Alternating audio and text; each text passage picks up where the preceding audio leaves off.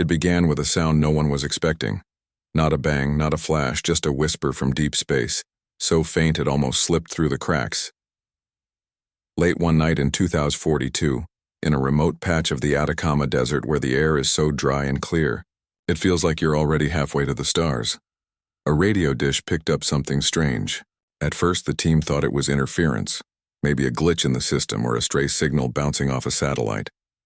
But then the same pattern showed up in China. Hours later, it echoed through a brand new lunar observatory on the far side of the moon.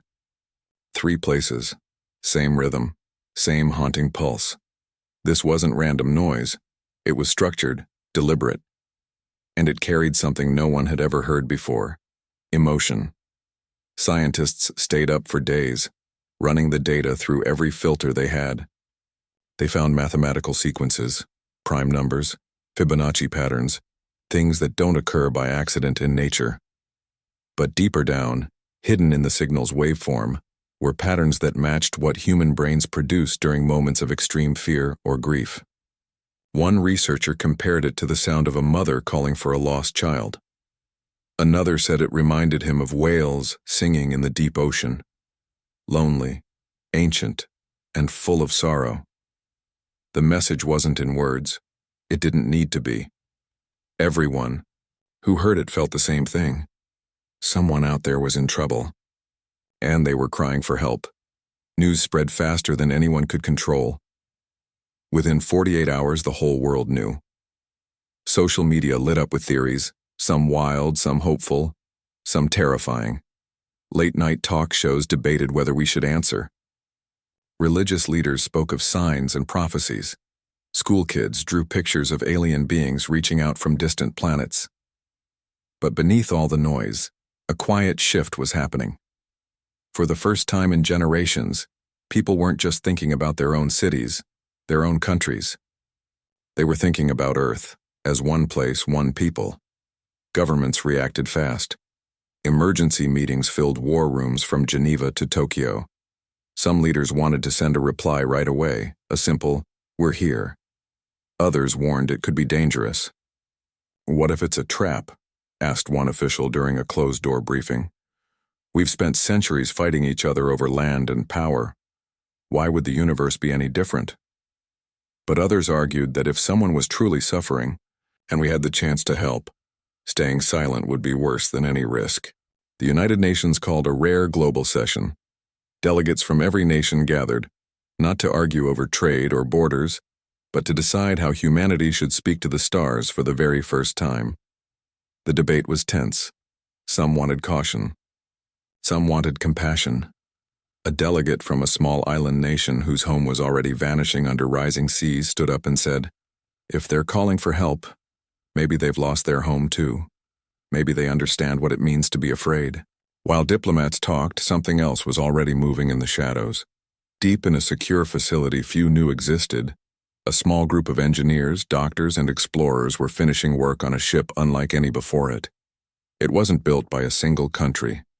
It was funded quietly by a handful of people who'd made fortunes in technology and space ventures, not for profit, but because they believed this moment mattered more than anything else in human history. They'd studied the signal for weeks, listened to its rhythm, felt its weight, and they'd come to a chilling realization. This wasn't just a cry for help. It felt like a warning. They named their ship Erebus, after the ancient word for the darkness that exists before light. And they didn't fill it with soldiers or weapons. Instead, they chose people who knew what it meant to survive the worst, the kind of people who'd walked through war zones, rebuilt towns after disasters, or spent years learning forgotten languages in remote corners of the world. People who understood silence, pain, and hope, not from books but from life. Their mission was simple: find where the signal was coming from, make peaceful contact, and learn the truth. No grand plans, no hidden agendas. Just a small crew carrying the best of what humanity could offer: curiosity, courage, and kindness. When the world finally found out the ship had launched, already far beyond Earth's orbit, reactions were mixed. Some called it reckless. Others called it the bravest thing humans had ever done. but most just stood outside at night, staring up at the stars, wondering if someone out there was doing the same, waiting for an answer. Back on the ground, everyday life kept going, but it felt different. A teacher in Nairobi started a class project where students wrote letters to the stars. A fisherman in Indonesia began leaving a small light on his boat every night, just in case they're watching. In cities and villages alike, people talked less about politics and more about what it meant to be human in a universe that might not be empty after all. The signal never stopped. Every 17 minutes, like a heartbeat, it pulsed again, soft, steady, and full of longing. Scientists started calling it the lament, not because it was sad, but because it carried a kind of sorrow that felt universal. You didn't need to understand the math to feel it, you just had to listen. And as the Erebus sailed deeper into the unknown, carrying its fragile cargo of hope and humanity, something remarkable happened on Earth. People began to care about each other a little more. Arguments over small things faded. Neighbors checked in on one another. Strangers shared food, stories, even silence. It wasn't perfect, but for a moment the world felt smaller, closer, like everyone was holding their breath together, because the truth was sinking in. We weren't alone. And the first words from the cosmos weren't a threat or a demand, they were a plea. That changed everything. No one knew what was out there. No one knew if help would be enough. But for the first time in a long time, humanity wasn't just surviving. It was reaching out. And in the quiet dark between the stars, someone was listening. After the signal became public, the world didn't just talk, it fractured. At first, there was unity. People shared the same awe, the same nervous excitement. But as days turned into weeks, old divisions crept back in. Governments that had once agreed to cooperate began whispering behind closed doors. Some wanted to control the response. Others wanted to go it alone. The idea of sending help sounded noble in theory, but who would lead? Who would decide what help even meant? 3 major powers each started building their own missions. One promised speed, another promised strength, the third promised wisdom. But none of them trusted the others enough to work together. Meanwhile, smaller nations, those with fewer resources but deeper scars from centuries of being ignored, pushed hard for a single shared mission. "This isn't about who gets there first," said a representative from a drought-ravaged region during a UN session. "It's about who we are when we get there." But while diplomats argued over protocols and permissions, the quiet truth was this: Earth wasn't ready to speak with one voice. Fear spread faster than hope. Conspiracy theories bloomed online. Some claimed the signal was fake, a trick to unite the world under one government. Others insisted it was a lure, sent by something ancient and hungry, waiting for a species foolish enough to answer. In some places, people stopped looking up at the night sky. They pulled their curtains shut instead. Yet in the middle of all this chaos, something unexpected began to grow. From the places most people had forgotten, the scorched farmlands of the Sahel, the flooded coastal villages of Southeast Asia, the abandoned mining towns of the frozen north, communities started organizing. Not with weapons or grand plans, but with something quieter: readiness. These were people who'd lived through collapse, who knew what it meant to lose everything and still keep going. They didn't wait for permission. They started sharing knowledge: how to purify water with sunlight, how to grow food in poisoned soil, how to stay calm when the world feels like it's ending. They called themselves resilient circles, and they weren't preparing for aliens. They were preparing for whatever came next. Scientists took notice. Military strategists took notes. Even the big space agencies began quietly reaching out to these groups, not for tech or money, but for something harder to find: the kind of calm that only comes from having stared down disaster and survived. Back in the control rooms tracking the Erebus, tension ran high. The ship was already far beyond Mars, moving faster than anything humans had ever built. But communication was slow. Each message took hours to travel one way. Every update felt like a letter from another lifetime. The crew had gone silent for long stretches, conserving power, running diagnostics, preparing for what lay ahead. On Earth, people filled the silence with guesses, prayers, and fears. Then came the breakthrough. Buried deeper in the original signal, hidden beneath the emotional patterns, researchers found a star map. not drawn in lines or symbols but encoded in gravitational wave echoes and neutrino bursts. It pointed to a place no telescope had ever focused on, a dark, wandering world drifting alone between stars, untethered to any sun. A rogue planet, cold, silent, and somehow alive with signals. That changed everything. Now there was a destination, a real place to aim for. The competing missions scrambled to adjust their courses. But the Erebus, already built for deep-range travel and crewed by people used to operating off-grid, was miles ahead. Literally billions of miles. As the truth settled in, a strange shift happened in public mood. The fear didn't vanish, but it mixed with something else, pride. Not national pride, but human pride. People began to wonder, what if we're not just survivors? What if we're the kind of species that shows up when someone's in trouble? Schools started teaching kids about deep space navigation and xenolinguistics. Artists painted murals of hands reaching across galaxies. Musicians composed songs using the actual frequency of the signal, turning sorrow into something beautiful. Even in war zones, ceasefires held longer than usual, just for a few days. Just long enough for people to listen to the latest update from Mission Control. But not everyone believed in kindness. In hidden corners of the internet and in certain government bunkers, a darker idea took root. What if the beings sending the signal weren't victims but bait? What if they'd been conquered, and now they were being used to draw out other civilizations? History was full of traps disguised as cries for help, and Earth had played that game too many times to forget. These fears weren't shouted, they were whispered. But they shaped decisions. Some nations quietly armed their missions. Others began developing containment protocols just in case first contact went wrong. The dream of peaceful outreach started to wear thin under the weight of old instincts. Distrust. Control survival at any cost. Yet even as the powerful prepared for the worst, ordinary people kept doing something quieter and far more powerful. In refugee camps, elders told stories about strangers who once offered food during famine. In city apartments, neighbors shared power banks and satellite radios so everyone could hear mission updates. In hospitals, doctors worked extra shifts saying, "If we're going to meet others out there, we better be the best version of ourselves here." It wasn't perfect. Arguments still flared. Misinformation still spread. But something had shifted. The signal hadn't just come from space, it had held up a mirror. And for the first time in a long time, humanity saw itself not as separate nations, but as one fragile, complicated family living on a tiny rock in an endless dark. And that family was getting ready, not just to send help, but to prove that help was still possible. As the Erebus crossed the orbit of Jupiter, Mission Control received its last full transmission, before the long silence of deep space would swallow all signals. The message was short, calm, and carried no fear. "We're on course. Tell Earth we remember why we left." Those words spread like wildfire, not because they were dramatic, but because they were human. They reminded everyone that this wasn't just about aliens or technology. It was about choice, about showing up when it matters.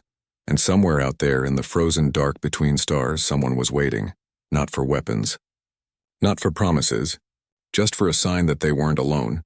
Earth was about to give them one. The Erebus arrived not with a bang, but with silence. After 18 months of travel through empty space, past dead comets, silent asteroids, and the ghostly trails of long-vanished stars, the ship finally slowed near its destination. A dark, drifting world with no sun, no light, and no name. From orbit, it looked like a frozen stone wrapped in shadows, barely visible against the black. No cities, no signals.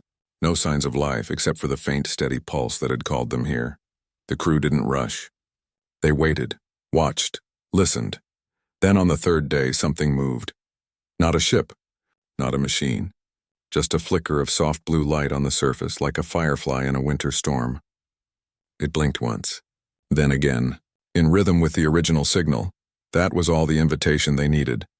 Suiting up in insulated gear built for extreme cold and unknown atmospheres, 2 members of the crew descended in a small lander. The air outside was thin, laced with methane and nitrogen, colder than any place on Earth. Their boots crunched on ice that wasn't water, but something stranger, harder, older. And all around them, half buried in the frost, were ruins. Not like human ruins. These were organic, curved, almost grown rather than built, like giant shells or fossilized trees. humming faintly with leftover energy.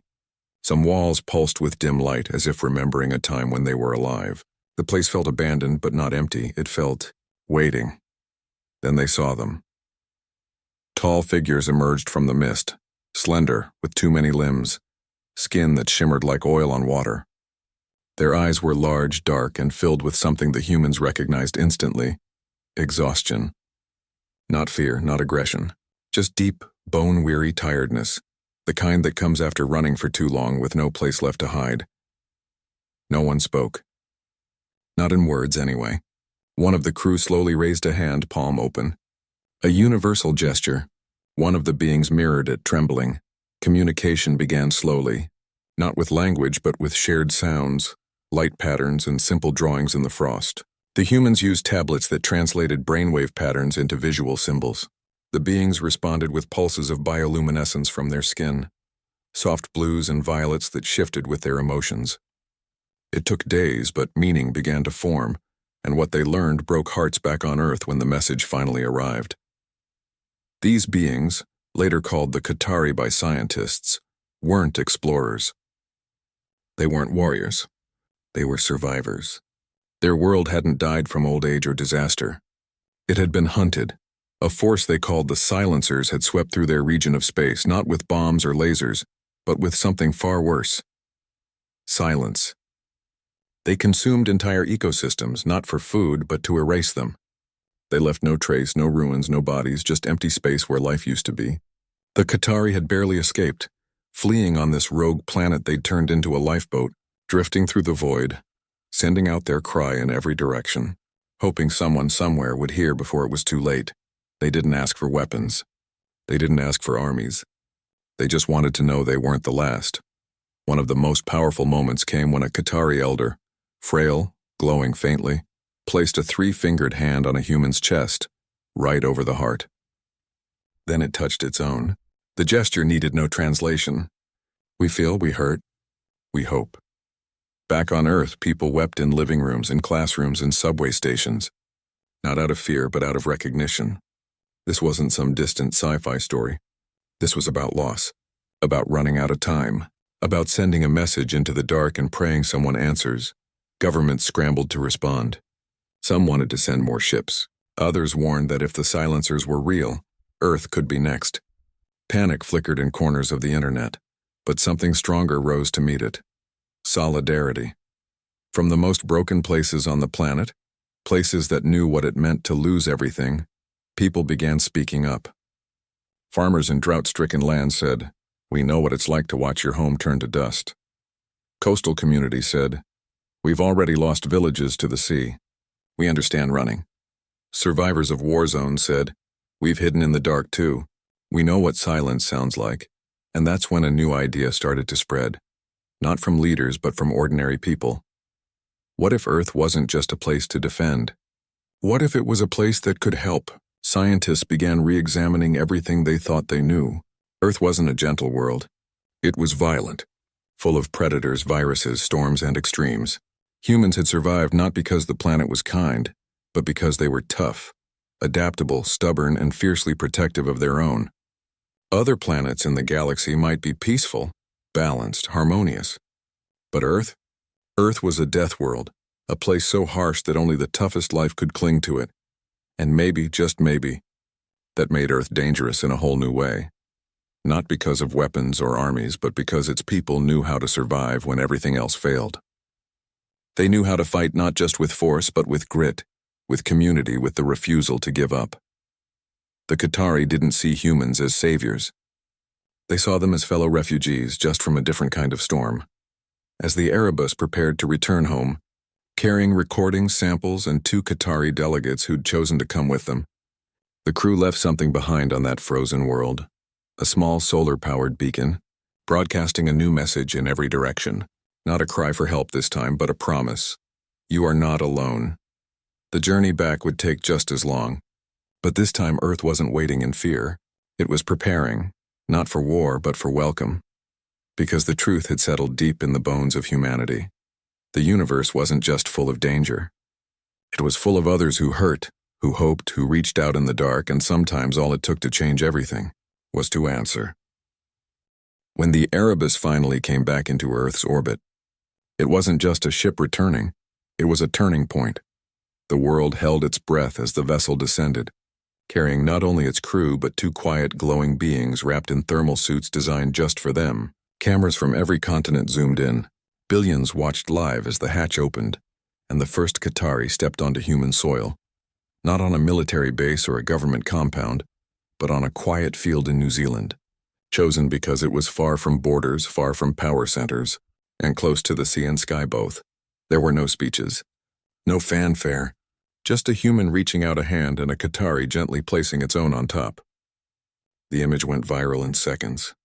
Not because it was flashy, but because it felt real, like two lost children finding each other in the dark. But while the moment was peaceful, the truth they brought home was anything but. The Qatari didn't speak in riddles or prophecies. Through translators and shared visuals, they showed what the silencers were. Not monsters with fangs or ships with guns, but something far more terrifying. They were a force of erasure. They didn't conquer. They consumed. Not for hunger, but for silence. Entire worlds, forests, oceans, civilizations would simply vanish, leaving behind no trace, no signal, no memory. Like they never existed. And according to the star maps the Qatari shared, the path of the silencers was moving outward. And Earth was next in line. Panic flared at first. Stock markets dipped. Some governments went into lockdown mode, building bunkers, hoarding resources, talking about planetary defense. But something unexpected happened this time. Instead of turning on each other, people started turning toward each other, especially those who'd already lived through the end of their world. In the scorched villages of the Sahel, where crops hadn't grown in years, elders gathered the young and said, "We know how to live when the land turns against you." In the flooded deltas of Southeast Asia, communities that had rebuilt their homes 10 times over began sharing blueprints for floating gardens and water filters, now labeled "For Earth, for Others." In the frozen north, where winters lasted half the year and supplies often ran out, people opened their storage caches and started teaching survival skills online, free for anyone who asked. These weren't soldiers. They weren't scientists. They were everyday people who had learned to survive not because they were strong, but because they refused to let go of each other. And slowly, the world began to see them not as victims of climate collapse or war, but as teachers. They called themselves Deathworlders, not with pride, but with honesty. Earth wasn't a gentle cradle. It was a brutal teacher. It gave hurricanes, droughts, plagues, earthquakes, and humans had survived them all, not by being perfect, but by being stubborn, creative, and deeply connected to one another. Scientists took notice. Military planners, too. They realized something startling. Earth's greatest weapon wasn't its missiles or satellites. It was its people, the ones who knew how to make clean water from mud, how to grow food in concrete cracks, how to keep hope alive in the darkest hours. A new kind of alliance began to form, not between nations, but between survivors. In abandoned factories, communities turned assembly lines into workshops for building solar-powered comms devices. In city rooftops, neighbors built signal relays so even if the grid went down, people could still talk. Schools taught kids not just math and history, but how to purify air, read weather patterns, and calm panic with breath and voice. The Qatari watched all this with quiet awe. To them, Earth was a mystery. Their world had been balanced, peaceful, harmonious until it was gone. But Earth was chaos and beauty, pain and laughter, all mixed together. And somehow, from that mess, humans had built something that could endure. One Qatari delegate, during a quiet evening by a campfire in the Andes, used its soft blue light to draw a symbol in the air, a circle with many threads weaving through it. When asked what it meant, the translator said, "You are many, but you hold together. That is your strength." Governments tried to take control of the movement, to organize it under flags and ranks, but it didn't work. This wasn't something you could command. It spread like a rumor, like a song through shared meals, late-night calls, handwritten notes passed between strangers. And as the months passed, something remarkable happened. Fear didn't disappear, but it changed shape. It became purpose. People weren't just waiting for the silencers to come. They were getting ready, not to fight with weapons, but to protect with knowledge, with community, with the kind of resilience that can't be bombed or erased. Even children got involved. In classrooms from Nairobi to Oslo, kids built model shelters from recycled trash. They practiced calm drills instead of hiding under desks. They learned how to breathe, how to listen, how to help someone who's scared. Teachers said the kids weren't frightened. They were focused. "We're not the first to face the dark," one student wrote in a letter later shared worldwide. "But maybe we can be the ones who light a lamp." Back in labs and garages, engineers worked with Qatari biotech, gentle living materials that could heal wounds, filter toxins, even grow into shelters. It wasn't magic. It was partnership. Human grit meeting alien wisdom.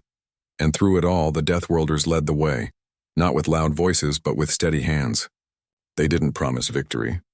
They promised presence. "If the worst comes," said one elder from a desert community during a global broadcast, "we won't run.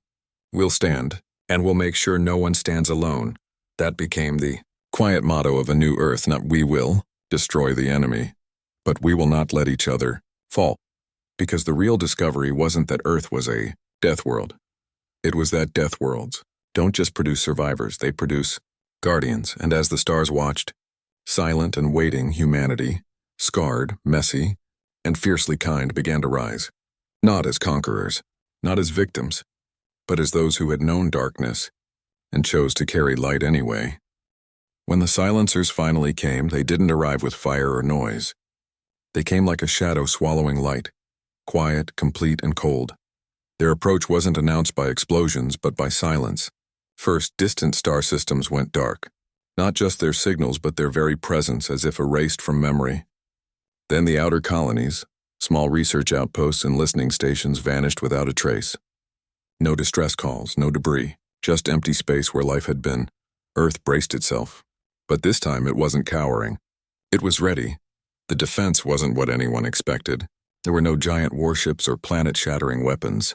Instead, Earth met the threat with something the silencers had never encountered. Messy, stubborn, unpredictable life.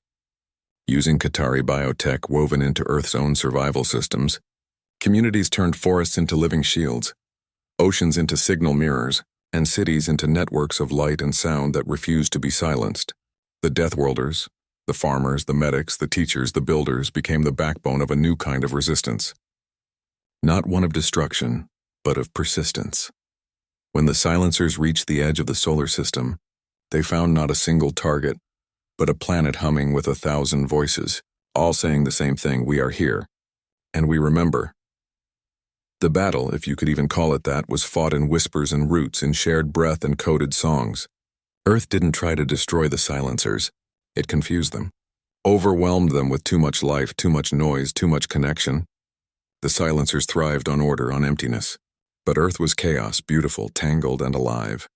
And in that chaos, they lost their grip. Within weeks, the tide turned, not with a final blow, but with a slow unraveling. The silencers, unable to erase what kept regrowing, what kept singing even in the dark, began to retreat. Not because they were beaten, but because they were out of place. Like a virus that can't find a host, they faded back into the void.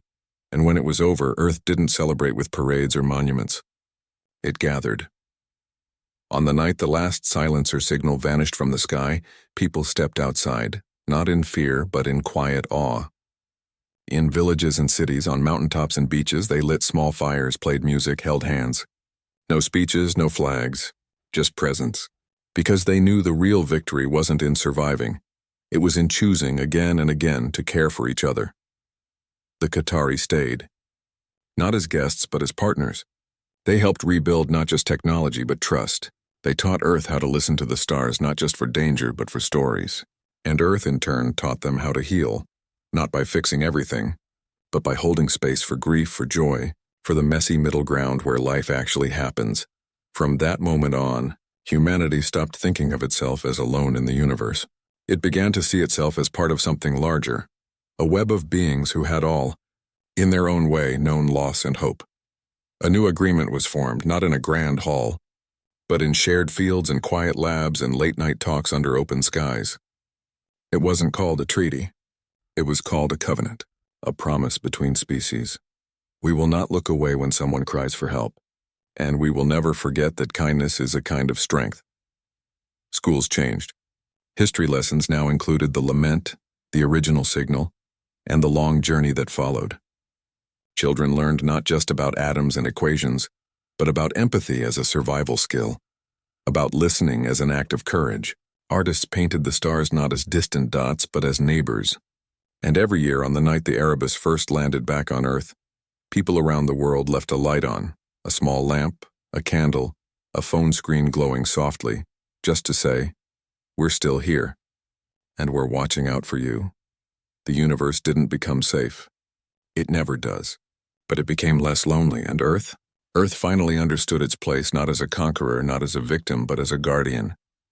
A world forged in fire and flood, shaped by loss and love, now standing not at the edge of the galaxy, but at the heart of a growing circle of care. Years later, when new signals began to arrive, fainter cries from other corners of the dark, Earth didn't hesitate. It answered. Not with weapons, not with fear, but with the same simple message it had once received, now returned with gratitude. "We hear you.